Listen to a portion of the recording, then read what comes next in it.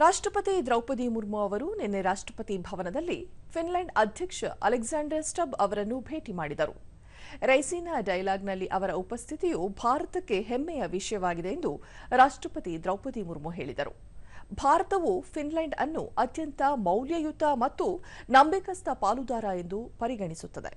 ಉಭಯ ದೇಶಗಳ ಸಂಬಂಧವು ಪರಸ್ಪರ ನಂಬಿಕೆ ಮತ್ತು ಹಂಚಿಕೆಯ ಪ್ರಜಾಪ್ರಭುತ್ವ ಸಂಪ್ರದಾಯಗಳ ಮೇಲೆ ಆಧಾರಿತವಾಗಿದೆ ಎಂದು ತಿಳಿಸಿದರು. ಸುಧಾರಿತ ಡಿಜಿಟಲ್ ತಂತ್ರಜ್ಞಾನಗಳಲ್ಲಿ ಫಿನ್ಲೆಂಡ್ ಜಾಗತಿಕ ನಾಯಕನಾಗಿದೆ. ವಿಕಸಿತ ಭಾರತ ನಿರ್ಮಾಣದ ಪಯಣದಲ್ಲಿ ಫಿನ್ಲೆಂಡ್ ಪಾತ್ರ ಮುಖ್ಯವಾಗಿದೆ.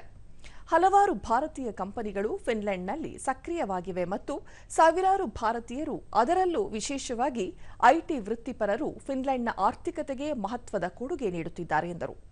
ಇತ್ತೀಚಿನ ವರ್ಷಗಳಲ್ಲಿ ಭಾರತ ಫಿನ್ಲೆಂಡ್ ಸಂಬಂಧಗಳು ನಾವೀನ್ಯತೆ, ಹಸಿರು ತಂತ್ರಜ್ಞಾನಗಳು, ಶಿಕ್ಷಣ ಮತ್ತು ಆರ್ಥಿಕ ಸಹಕಾರದಿಂದ ಕೂಡಿದ ಕ್ರಿಯಾತ್ಮಕ ಪಾಲುದಾರಿಕೆಯಾಗಿ ವಿಕಸನಗೊಂಡಿವೆ ಎಂದು ಉಭಯ ನಾಯಕರು ಒಪ್ಪಿಕೊಂಡರು.